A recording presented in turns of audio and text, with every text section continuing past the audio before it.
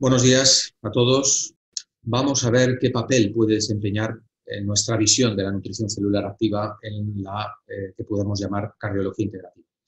Bien, si hablamos de metabolismo, en lo que tiene que ver con lo que nos ocupa, a mí me gusta hablar de dos cosas, ¿no? Una es lo que denomino como el macrometabolismo, donde el protagonista indiscutible es el hígado, por razones que seguro que todos los que me estáis escuchando conocéis bien, y el micrometabolismo, donde igualmente la gran protagonista en este caso sería la mitocondria a nivel celular.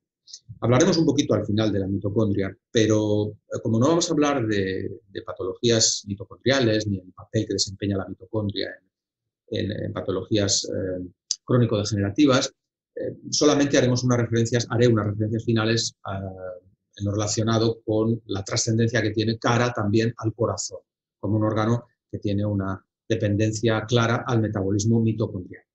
Pero nos vamos a centrar mucho más en lo que podemos llamar el macrometabolismo, ¿de acuerdo? Y ahí va a salir nuestro protagonista central, que es el eje hepato-bilio-pancreático, sobre todo el factor clave, que no voy a adelantar porque dentro de unos segundos va a aparecer.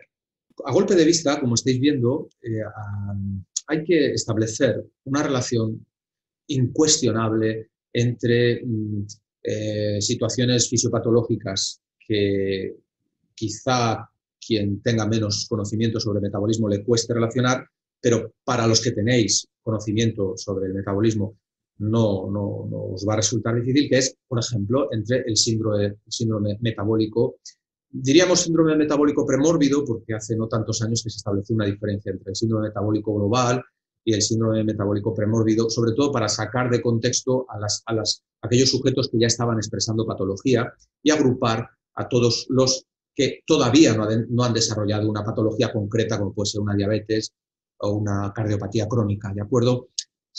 Que pasaron primero por el síndrome metabólico, obviamente. Y también la esteatosis hepática no alcohólica, denominada el hígado graso no alcohólico.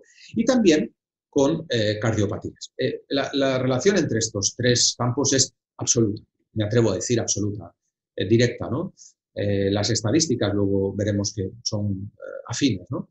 Ahora bien, para empezar, si tuviéramos que decir un factor clave en las tres cosas, ¿cuál sería? Bueno, primero otra vez un poco de establecer que hay curiosamente una prevalencia muy similar entre el denominado hígado graso o esteatosis hepática, que afecta a un 25-30% de la población antes de que se convierta en una esteatohepatitis y que luego venga la fibrosis, etc.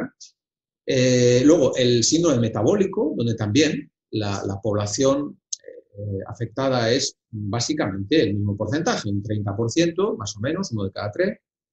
Y otro dato, que aunque es diferente en cuanto al impacto, porque ya estamos hablando de fallecimientos, pero hay que recordar que el 28% de fallecimientos en 2018 de la población fue por cardiopatías. En todos estos hay, desde la óptica metabólica, un factor común. ¿Cuál es ese factor común que podemos encontrar en todos ellos? Quizás pudiéramos pensar, bueno, pues una alimentación inadecuada, cierto, pero no siempre. Sedentarismo, cierto, pero no siempre. Alteraciones enzimáticas e incluso algunos poliformismos genéticos que inducen a un metabolismo ralentizado, especialmente lo que tiene que ver con el metabolismo de los azúcares. Bueno, sería un aspecto muy interesante a comentar, pero no tenemos tiempo ahora. Pero todo esto sí que tiene un gran factor común incuestionable, ¿eh? Bueno, parece que estoy planteándolo casi como una película de misterio, pero seguro que casi todos ya lo estaréis pensando, ¿no? Es la resistencia a la insulina. Cuando yo tengo que explicar esto de resistencia a la insulina, los que sois sanitarios y me estáis escuchando, no hace falta que os explique nada porque lo entendéis perfectamente, pero para aquellos que quizás tenéis menos conocimiento, cuando yo se lo tengo que explicar a mis pacientes aquí en la consulta, les digo, y es uno de los parámetros fisiológicos metabólicos que primero chequeo en el screening inicial con los pacientes, y aparece una barrita donde ellos ven si no tienen resistencia a la insulina o una resistencia a la insulina moderada o leve o incluso severa. Y ahora, claro, a veces se inquietan, ¿no? Porque cuando escuchas insulina, todo el mundo, los pacientes enseguida están pensando en diabetes, ¿no? Pero no. No tiene por qué derivar en una diabetes, puede derivar en otras cosas, ¿de acuerdo? Por supuesto, también en la diabetes puede derivar después de años de resistencia a la insulina. Pero cuando se lo tengo que explicar, le digo, mira, eso significa simple y llanamente esto, que la insulina que segrega tu páncreas, miro a la derecha porque ahí es donde suelen estar mis pacientes, ¿vale? La insulina que segrega tu páncreas está resultando incompetente para metabolizar correctamente los hidratos de carbono que te pones. Bueno, ya sé, para los sanitarios eso sonará un poco simplista, pero los pacientes lo entienden perfectamente, ¿de acuerdo? Así que resistencia a la insulina está detrás de todo esto, ¿no? Del síndrome metabólico, de la esteatosis, los estudios lo indican. Ahora hemos dedicado en investigación un año a algo que finalmente verá la luz dentro de un mes, mes y medio. Hemos trabajado mucho sobre lo que es la esteatosis hepática no alcohólica y sobre todo lo que tiene que ver con metabolismo y micronutrientes que son capaces de tratar eso, porque realmente es muy interesante y no me voy a extender mucho en esto porque no es de lo que estamos hablando directamente, indirectamente sí, esteatosis hepática no alcohólica con una prevalencia brutal y sin embargo con escasos planteamientos terapéuticos convencionales. Digo escasos porque, primero, si no hay corrección alimentaria, no hay nada que hacer. Bueno, lo mismo que en un síndrome metabólico y lo mismo que debería de ser también en la mayor parte de las cardiopatías. Hay que hacer corrección alimentaria. Hay quien no lo quiere reconocer, pero esa es la realidad. Hay que hacer corrección alimentaria. Pero en lo que tiene que ver con estrategias, vamos a llamarlas puramente farmacológicas, realmente no hay apenas herramientas en medicina convencional para una esteatosis hepática en un grado todavía de hígado graso donde no hay una inflamación severa, pero ya se empieza a manifestar lo que llegará a ser un problema hasta un 20% de ellos, un problema grave, ¿de acuerdo? Así que es extremadamente interesante. Hábitos de alimentación, ejercicio físico, todo esto influye. Pero la resistencia a la insulina tiene un impacto en diferentes aspectos metabólicos extremadamente trascendentales luego para lo que va a ser la fisiopatología, ¿no? Por un lado, la dislipidemia, donde vamos a ver triglicéridos elevados, HDL, lo que comúnmente la gente llama el colesterol bueno, bajo, en esa proporción que luego cuando hablemos de cómo valorar el riesgo cardiovascular, veréis que la primera medición simple y sencilla que hay que hacer es ver el cociente entre triglicéridos y HDL. ¿De acuerdo? Luego lo vamos a comentar.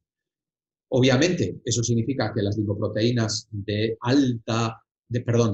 muy baja densidad, las lipoproteínas de muy baja densidad van a estar elevadas, ¿de acuerdo?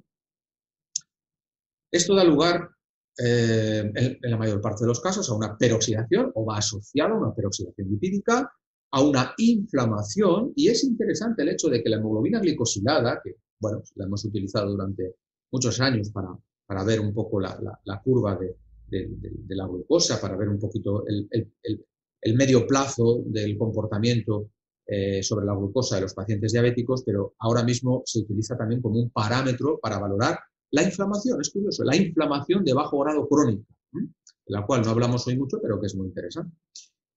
Esto, a su vez, puede provocar, o si hablamos de hígado, pues fibrosis e incluso cirrosis. Pero es interesante también la interrelación que hay, porque la propia inflamación impacta provocando resistencia a la insulina. Y la resistencia a la insulina también provoca inflamación. Así que nos metemos en un círculo cerrado, metabólicamente podemos decir una aberración metabólica, y que hay que romper por algún punto. Bien. Antes decía, ¿cómo se lo explico a los pacientes? Bueno, realmente la resistencia a la insulina es la incompetencia de una determinada concentración de insulina para conseguir el control de la glucosa. Y esto está en la base de la esteatosis hepática no alcohólica, en el síndrome metabólico, en la diabetes tipo 2, en diversas cardiopatías e incluso, curiosamente, en el cáncer. Si estáis viendo cuáles son las consecuencias de la resistencia a la insulina crónica, bien, estamos hablando de un problema ya de tiempo, vais a ver muchos aspectos, ¿no? Pero entre ellos vais a ver algunos que están directamente vinculados a las cardiopatías, ¿no? Hipercoagulación, aterosclerosis, hipertensión, disfunción endotelial, en fin, y más, ¿no? Es importante que no solamente tengamos en cuenta la resistencia a la insulina, que más o menos ya todo el mundo va escuchando, por supuesto los que sois sanitarios lo conocéis muy bien, y el impacto también, pero no se habla tanto, al menos para la gente en común, de la resistencia a la leptina. La leptina es una hormona que está directamente vinculada a la grasa. Y estáis viendo ahí lo que ya se sabe desde hace ya unos cuantos años, la importancia que tiene la leptina sobre la saciedad, ¿verdad? Si estáis viendo, por ejemplo, esto se ha hecho con modelos murinos, pero se puede hacer perfectamente igual con humanos, ¿no? Entonces el tejido adiposo manda la leptina, que forma parte de él, esta hormona, manda una señal al hipotálamo y allí hay unos receptores de leptina que le dicen a nuestras neuronas, especialmente en el hipotálamo, le dicen, bueno, ya está, ya estoy saciado, no hay que comer más, stop, ¿no? Pero se ha observado que aquellos modelos murinos, ratones que son obesos, un porcentaje graso importante, teóricamente tienen mucha leptina y deberían de poder hacer su trabajo, esta hormona, ¿no?, asociada a la grasa. Pero el problema es que se ha observado que en las neuronas de estos animales obesos hay una enzima que se llama MMP2, que estáis viendo arriba, ¿no?, la metaloproteinasa 2, que actúa como estas tijeritas que estáis viendo e impiden la fijación en los receptores de la leptina. Por tanto, ¿qué es lo que ocurre? Pues que sus neuronas no se enteran, su hipotálamo no se entera y sigue teniendo hambre. Tiene que seguir comiendo y curiosamente, mira, me viene a la cabeza ahora mismo algunos síndromes que tengo de niños pequeños con graves problemas de salud, porque bueno, pues tienen una hipofunción endocrina, vamos a decir, por policromosomos genéticos, es un síndrome, donde una de las consecuencias, curiosamente, una de las consecuencias es que no tienen saciedad, ¿no? Así que generalmente son niños que son obesos, ¿no?, entre otros problemas. Obviamente, si hay una claudicación endocrina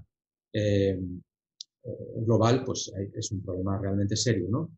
Lo que tiene que ver con la leptina está directamente vinculado a la saciedad, ¿no? Así que si la metaloproteinasa 2 impide la fijación, que es lo que ocurre con los obesos, por eso que les resulta tan difícil a veces establecer una pauta dietética de control, y por ello yo personalmente no creo en las dietas, es decir, ya sé que os sonará extraño quizás a algunos, pero yo creo en la alimentación saludable, en los buenos hábitos de alimentación, y es lo único que funciona a medio o largo plazo. No las dietas, sobre todo restrictivas, hipocalóricas, no suelen funcionar. Funcionan un poco de tiempo y luego dejan de funcionar. Bien, la resistencia a la leptina se produce por el mismo motivo que la resistencia a la insulina, es decir, por la sobreexposición a altos niveles de la hormona. Un gran consumo de azúcares termina generando, bueno, pues que hace falta una demanda de insulina muy importante y al final esto termina provocando una resistencia a la insulina. Y en el caso de la leptina, en la obesidad, que genera una importante cantidad de leptina, pero al final se produce también una resistencia a la leptina por altos niveles de la hormona. Obviamente, más azúcar, sacarosa, fructosa también, más granos, más cereales, más procesados, pues dan lugar, como estáis viendo, a una mayor metabolización en grasa blanca, luego hablamos de masa parda y masa blanca, más grasa visceral hepática, o lo que llamaríamos intraabdominal, y por supuesto más inflamación.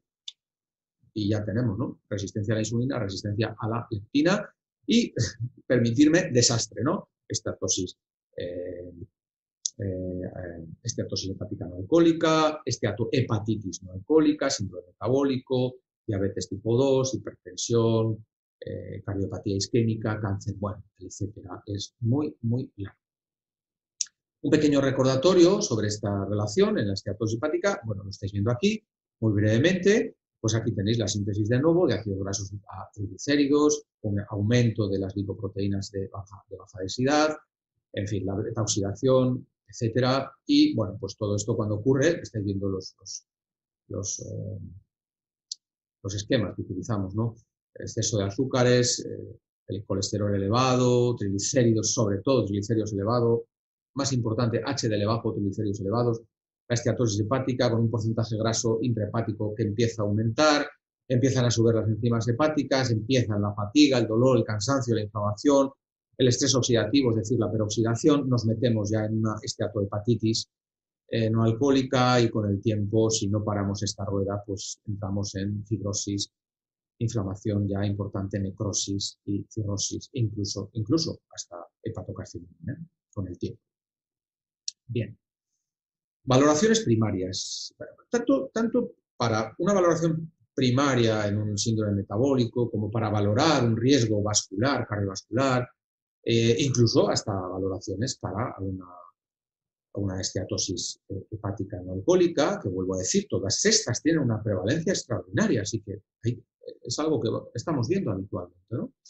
Historia clínica completa, antecedentes familiares, personales, especialmente los relacionados con la morbimortalidad cardiovascular, factores de riesgo, hábitos relacionados con el estilo de vida. Hay que preguntar, y hay que preguntar mucho sobre la alimentación, y sobre muchas otras cosas. Hace falta tiempo con el paciente. Consumo de fármacos, síntomas relacionados con la arteriosclerosis, por supuesto, exploración física arreglada, que recoja pues, los parámetros antropométricos. Ahora ya contamos con dispositivos muy avanzados que nos permiten conocer muy bien la composición corporal, cifras de presión arterial, obviamente, ¿no? Auscultación cardiopulmonar, carótidas, etc. Por supuesto, hemograma, bioquímica general, el perfil lipídico, interesante, no para obsesionarse, como luego vamos a ver, con el colesterol total, la hemoglobina glicosilada, un electrocardiograma, quizás, en fin, dependiendo, ¿no? Incluso hasta puede ser, en algunos casos, un ecocardiograma. A nivel de lo que es un screening inicial, a algunos de nosotros nos va muy bien utilizar el electrosomatograma, que nos permite obtener datos muy interesantes sobre el paciente, que por supuesto no sustituyen otras pruebas clínicas convencionales, pero que es un screening inicial, como decía, que resulta muy práctico para tener un cuadro global cuando el paciente viene a consulta, ¿no? Y una de las cosas que yo suelo mirar es pues, carótidas, porque me permite obtener unos datos que afinan bastante bien sobre uno de los factores de riesgo vascular. Luego hablaremos un poco del endotelio vascular y ahí es donde encontraremos la relación con esto que yo suelo analizar. Bueno, incluso pues, nos permite tener algunos parámetros relacionados con el riesgo vascular. Insisto, sin sustituir pues, a un electrocardiograma, ecocardiograma, etcétera, etcétera, pero bueno, son datos, bienvenidos los datos. Cuantos más datos tenemos de un paciente, mejor. Más fácil resulta establecer una pauta terapéutica sobre su metabolismo. Aquí estáis viendo también un perfil de ácidos grasos. Por ejemplo, si el paciente le hacemos el perfil de ácidos grasos y tiene unos niveles de omega 3, en este caso, por ejemplo, de EPA, notablemente bajos, pues, hombre, no ayuda, ¿eh? Si encima tiene un síndrome metabólico, tiene ya una hipertensión, resistencia a la insulina, ya empiezan a sacar las orejas el lobo de por dónde puede ir, y le hacemos un perfil de ácidos grasos y encima los omega 3 los tiene bajos a nivel de eritrocitos importante, pues es otra pista de que algo hay que cambiar. ¿Cómo valoramos otros parámetros muy interesantes a la hora de valorar el riesgo cardiovascular?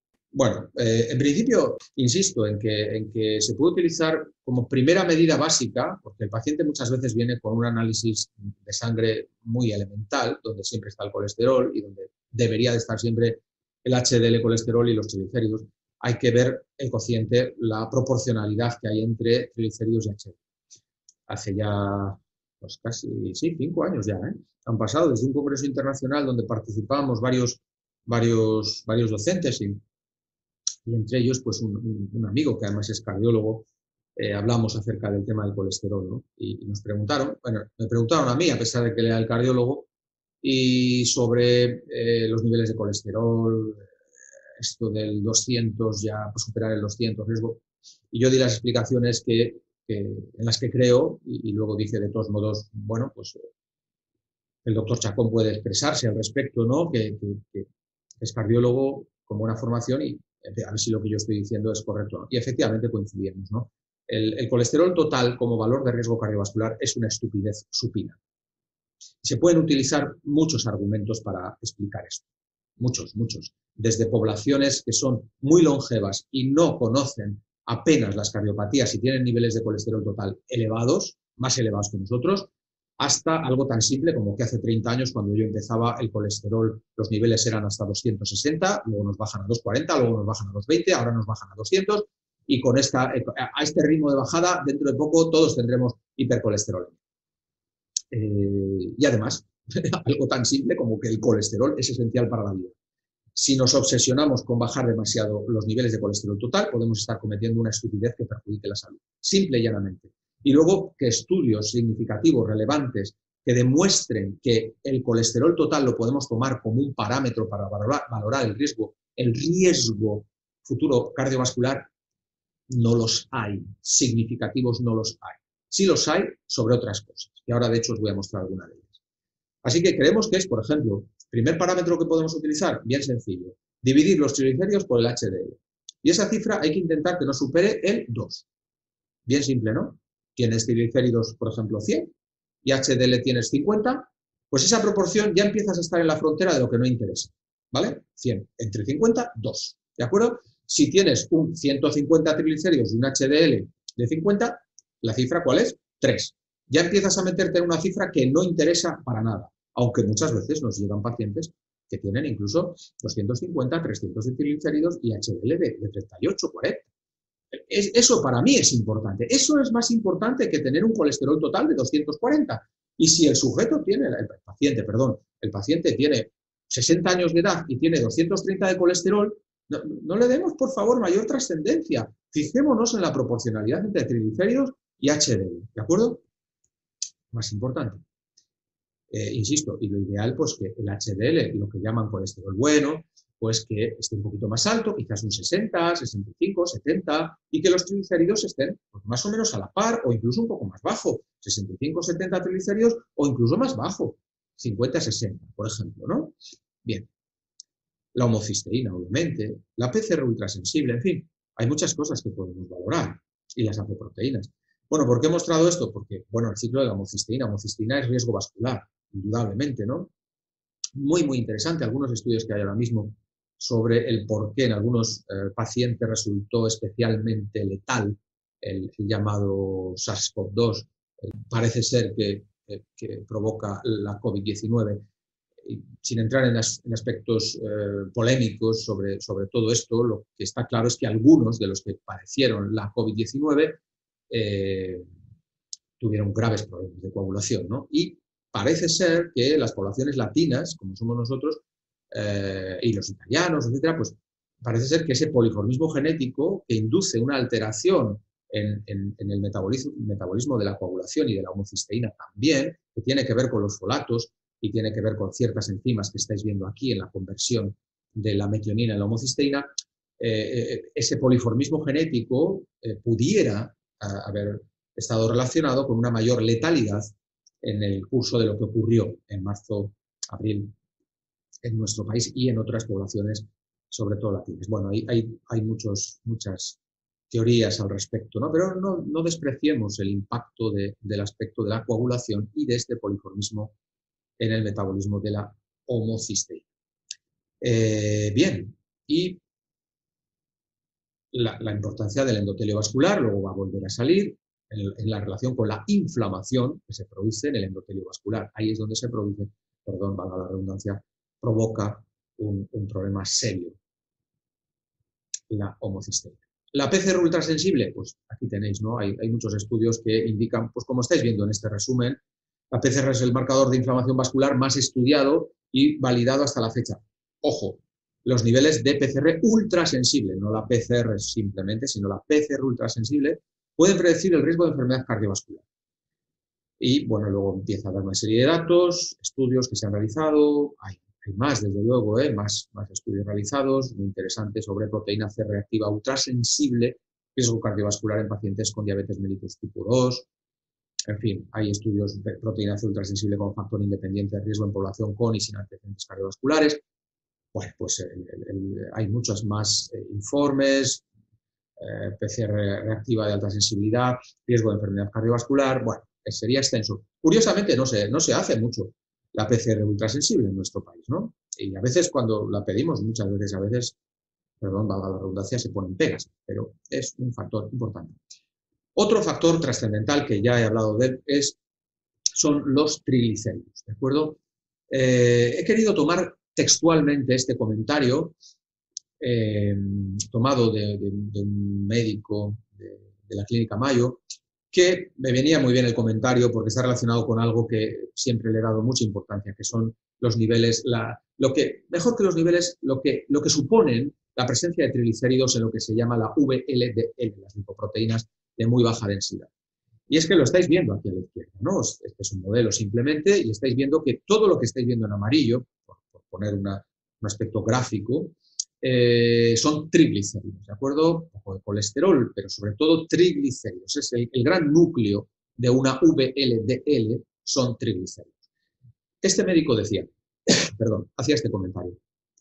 Hay varios tipos de colesterol, cada uno compuesto de lipoproteínas, grasas, lipolipoproteína contiene una mezcla de colesterol, triglicéridos, etc. Bueno, a lo que voy, ¿qué es lo importante? El colesterol de lipoproteínas de muy baja densidad generalmente se estima como un porcentaje del valor de triglicéridos. Y ahí la importancia que antes comentaba, ¿no? De tener una referencia más importante en la proporcionalidad entre triglicéridos y HDL que el colesterol total. La mejor manera de reducir el colesterol de lipoproteínas de muy baja densidad es reducir los triglicéridos. Perder peso, hacer ejercicio con regularidad, son muy importantes. Tal vez también, dice él, debas evitar los alimentos azucarados, por supuesto, y especialmente el alcohol. Un comentario sobre las dos protagonistas importantes, apoproteínas, en el riesgo vascular. Hablamos un poquito brevemente de la ApoB y de la ApoA1. Os leo un poquito, ¿no? La capacidad de estimular el transporte de lípidos por parte de las HDL, a que siempre decimos el colesterol bueno, ¿no? Parece ser exclusiva de la ApoA1. Insisto, la HDL sin la ApoA1 sirve de poco. Este proceso permite que las HDL realicen un lavado rápido y eficiente del exceso de colesterol y su almacenamiento como ester de colesterol. Es el transporte del colesterol por las HDL desde las células extrahepáticas hacia el hígado para ser eliminado por la bilis es el mayor responsable del efecto protector de esta lipoproteína contra la aterosclerosis. Es decir, la HDL, el colesterol bueno, sería como el barrendero, permitidme la analogía, para ir limpiando colesterol, pero el barrendero sin escoba no sirve, ¿vale? La escoba es la ApoA1, es la gran responsable de esa limpieza. No se suelen hacer análisis, a no ser que alguien lo solicite específicamente, de las apoproteínas. En otros países se hace de manera mucho más habitual que aquí, ¿no? Segundo aspecto importante, en la conversión del VLDL, la lipoproteína de muy baja densidad, a lo que el paciente ve en la analítica, que es la LDL, la ApoB sufre un cambio conformacional que permitirá la unión de las LDL a su receptor y su salida de la circulación. Ahí está el problema, ¿no? Se han relacionado concentraciones elevadas de ApoB con estados de, otra vez, a la palestra, hiperinsulinemia y resistencia a la insulina. Nuevamente, factor metabólico clave, resistencia a la insulina. No se suelen medir, pero se pueden medir las apoproteínas de IA1 para establecer realmente de manera mucho más precisa el riesgo vascular que simplemente ver el colesterol total, ¿no? Y el HDL. ¿Tiene el colesterol total? Bueno, menos mal que ahora muchos médicos de atención primaria ya no se asustan tanto con el colesterol total y miran los porcentajes de HDL, etcétera, ¿no? Pero lo que creo que se puede hacer un poco mejor es darle más trascendencia a los triglicéridos, que a veces no se le da. Tienen mucha importancia, como acabamos de ver. Otro factor clave es el endotelio vascular. Y aquí me he querido poner en boca de un cardiólogo de mucha experiencia, ¿no? Que hacía este comentario. Dice, nosotros los médicos, por nuestros conocimientos, nuestra experiencia, nuestra autoridad, tenemos habitualmente un ego muy grande que nos impide admitir nuestros errores.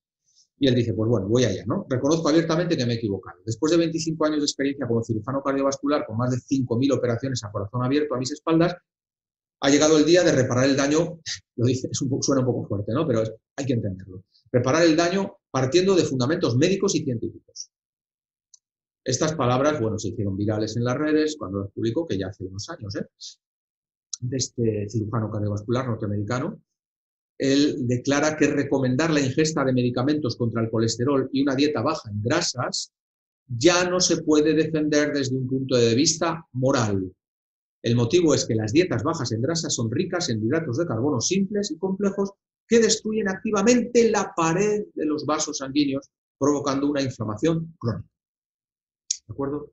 Por tanto, la culpa no era de las grasas, como se nos inculcó durante 40 años, que por cierto habría que ver por qué se nos inculcó que la culpa era de las grasas, porque hace tan solo 3 años trascendieron unos documentos privados que establecían colaboraciones entre la industria azucarera norteamericana y la administración norteamericana para culpabilizar de las cardiopatías a las grasas y no al azúcar, ¿de acuerdo?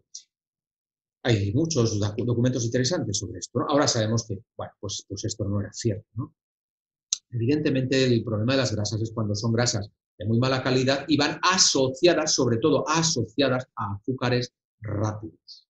Y entonces provocamos una inflamación crónica. pero la culpa la tienen fundamentalmente los azúcares.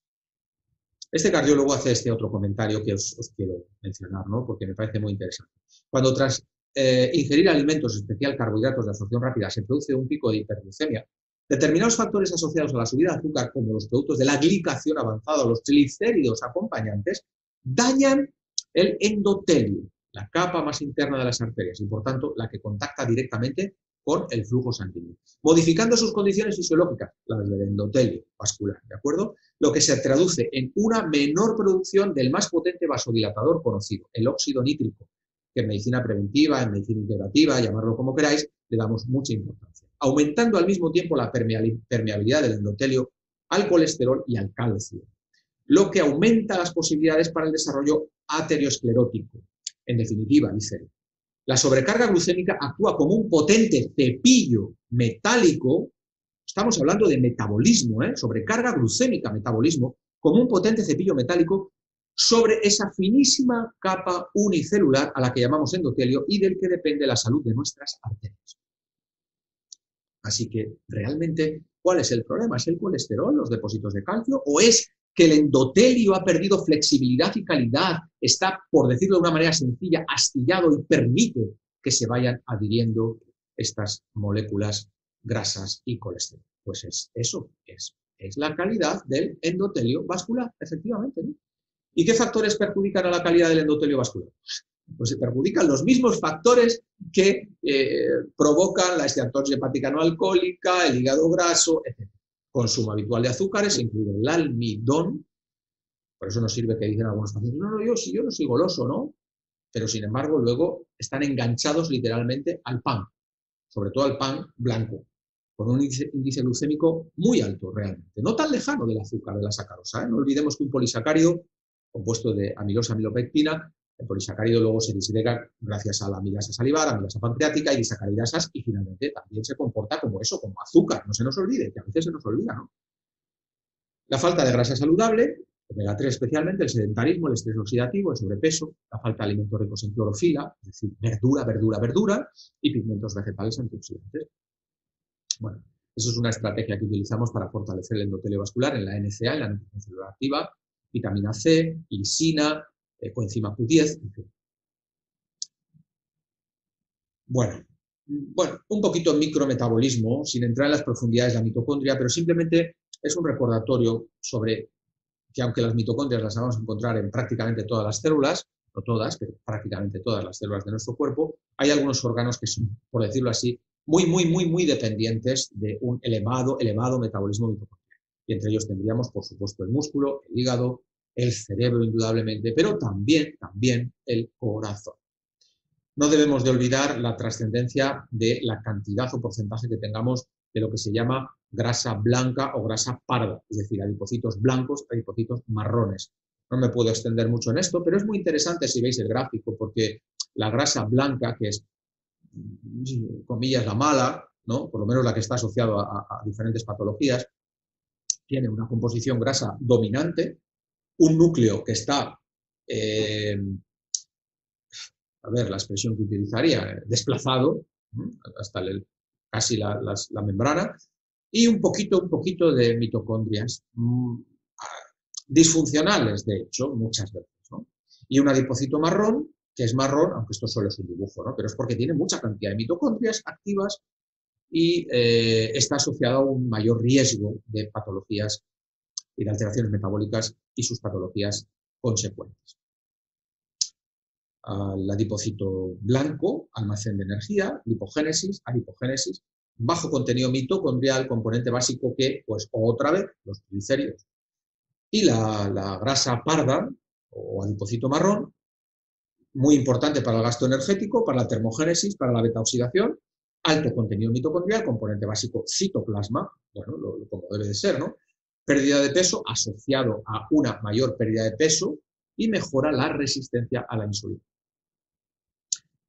En cuanto a la función bioenergética mitocondrial normal, es básica para el cardiomiociclo, para su funcionamiento normal.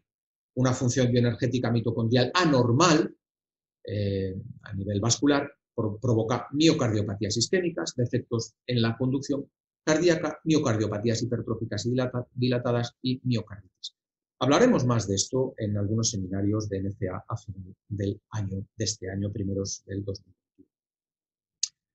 Recomendaciones convencionales para evitar el riesgo cardiovascular. Bueno, generalmente se acepta que el tratamiento para el síndrome metabólico, es, por decirlo así, la antesala de algunas cardiopatías o de muchas, consiste en abordar cada uno de los factores que han provocado su aparición para intentar revertirlo. La atención del síndrome metabólico comprende dos objetivos fundamentales. Primero, reducción de causas subyacentes, obesidad, inactividad física, tabaquismo, hábitos higiénico-dietéticos inapropiados. Y dos, tratamiento de los factores de riesgo lipídicos y no lipídicos asociados. En realidad, la mejor opción terapéutica sería aquella que se enfocase en la raíz. Pero hay que entender que si simplemente se utilizan fármacos para los síntomas ya que están apareciendo, ¿no?, clínicamente, y no hacemos un enfoque etiológico, causal, pues realmente no vamos a tratar ninguno de los factores que han provocado la cardiopatía o que están por provocar la cardiopatía. La reducción del peso, el incremento de la actividad física, sin duda tienen un impacto, ¿no? Imaginaros, por ejemplo, este estudio, 30 minutos de ejercicio 3 veces por semana, ¿vale? ¿Quién no puede hacer eso, no? Durante 20 semanas logró reducir el porcentaje de afectados de síndrome metabólico en un 32%. Pues es mucho, ¿no? Un error común. Dieta que se recomienda hipocalórica y restrictiva. No suele funcionar. ¿Acordáis de lo de la leptina? Pacientes con mucho peso, le pones una dieta muy restrictiva y literalmente no la soportan, no la aguantan. Así que hay que buscar una alternativa mucho más inteligente que no genere altos niveles de ansiedad y que al final hacen que el paciente termine claudicando y volviendo a sus malos hábitos. Otro detalle importante en el tratamiento de problemas asociados es cuando el colesterol empieza a estar elevado y la medida clásica que conocemos todos es el uso de las estatinas, ¿no? No se nos debe de olvidar, ya sé que esto los sanitarios lo conocéis bien, pero por si acaso hay que recordarlo, que la síntesis de colesterol ocurre paralelamente a la síntesis de coenzima Q10. Por tanto, las estatinas actúan también sobre el metabolismo de la coenzima Q10, no solamente sobre el colesterol, ¿no? Y la reducción de la coenzima Q10 con el uso de estatinas, pues suele ser más dramática de lo que cualquiera se puede imaginar. Tan solo en muy poco tiempo, en 30 días, una reducción de hasta el 49% de la coenzima Q10 con el uso de estatinas. Y no olvidemos que la coenzima Q10 es factor clave del metabolismo mitocondrial y factor clave de la protección vascular. Parece una contradicción, ¿no? Nuestro enfoque desde la NCA. Bueno, si todo esto que hemos estado viendo es el resultado de un modo de vida moderno, pues hay que actuar sobre esto, ¿no? Alimentación desequilibrada, sedentarismo, estrés, y la manera de revertirlo es actuando sobre los 3 frentes, no queda otra, ¿no? Nosotros en la NCA establecemos unos perfiles. Nos gusta trabajar sobre el perfil del paciente. El perfil constitucional, terreno biológico, si queréis, es el resultado de 2 cuestiones fundamentales. Una, lo que tú eres constitucionalmente, y 2, lo que tú estás haciendo a lo largo de tu vida. Esos 2 factores unidos dan lugar a tu terreno biológico, que es lo que tú tienes ahora mismo, ¿no? Y ese terreno biológico puede ser de diferentes tipos. Y nosotros englobamos estos que están relacionados con el síndrome metabólico, el riesgo cardiovascular, en los siguientes tipos. Primero, terreno hipoglucémico. Son aquellas personas que por naturaleza, por gusto, también por tradición familiar, muchas veces han sido grandes consumidores de azúcar desde pequeños, ¿no? Y cuando llegan ya a la adolescencia muchas veces les vemos ya obesos, ¿no? Como veis, perfil gran consumidor de azúcar durante infancia y adolescencia, estados anímicos fluctuantes, son los que tienen hipoglucemias reaccionales, media mañana, media tarde, si no comen algo que sea almidonado o azucarado, pues francamente se ponen de muy mal carácter, tendencia a la obesidad, diabetes muy temprana, obesidad global, son grandotes, hermosotes en general. Aquí tenéis otro terreno donde se puede dar también mayor posibilidad de riesgo vascular, de síndrome metabólico, que sería el terreno vasocolítico. No es tanto ya alguien que le guste el dulce en particular, sino que tiene una obesidad no global, sino más bien abdominal. El protagonista aquí es el hígado y siempre el páncreas termina siendo subsidiario de un hígado que nosotros llamamos hepatosensible, ¿no? En el terreno vasocolítico.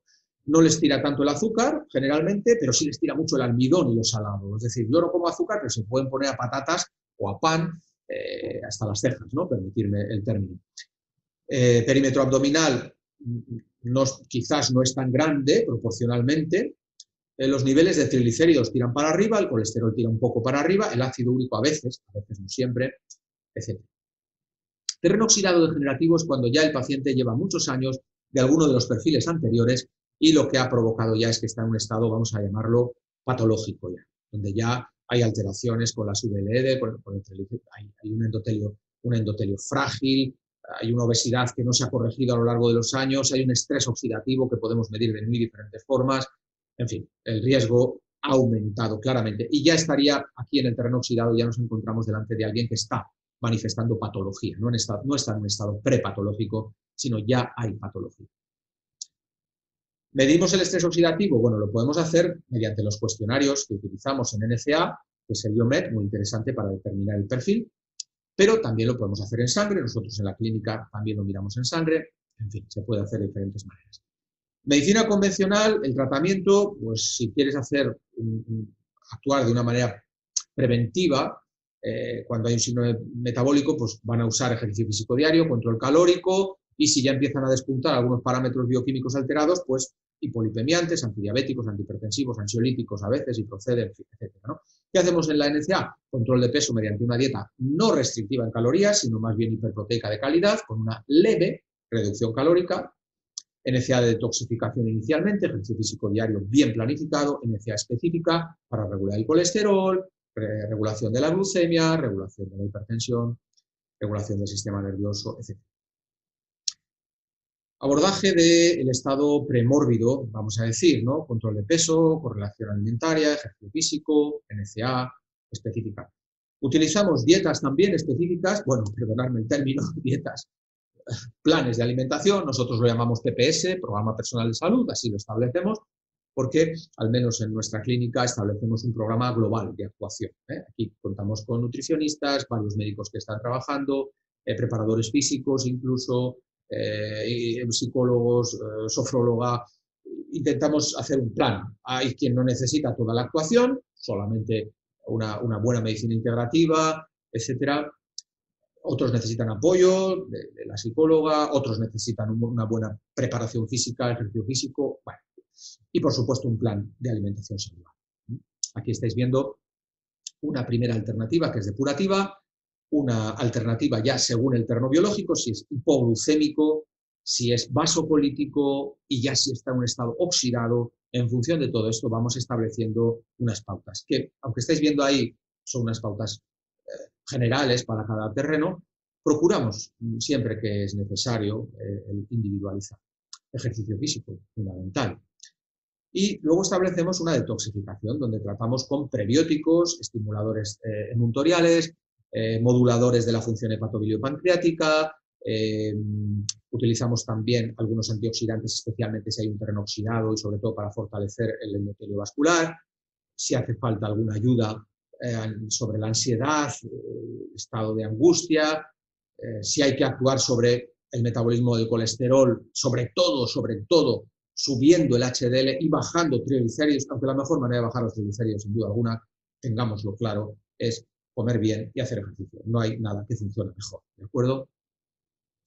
Una NCA específica, donde seguimos con una reestructuración biológica del terreno, pero actuamos ya más profundamente sobre el metabolismo hepático, si hay que tratar la esteatosis hepática no alcohólica, desde luego con el Energy Liver Complex nuevo, le hemos dedicado 2 años, año y medio prácticamente, año y medio de trabajo, y otros, bueno, no quiero utilizar nombres comerciales, ¿vale? Porque prefiero que nos quedemos con la idea. Moduladores del metabolismo, utilizamos la canela de Ceilán, la arginina, tan importante como precursor del óxido nítrico, la L-carnitina, tan importante para fortalecer el músculo cardíaco, la Q10 que hemos estado hablando, importante las metiladas, muy importante. Y hay que mantener el sistema.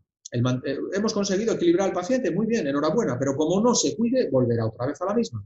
Así que seguir con una alimentación equilibrada, ejercicio físico, buena gestión del estrés y buen equilibrio del metabolismo. Muchas gracias a todos por vuestra atención. Espero que os haya sido útil la presentación y hasta aquí. Gracias a todos por vuestra escucha y mis mejores deseos para todos.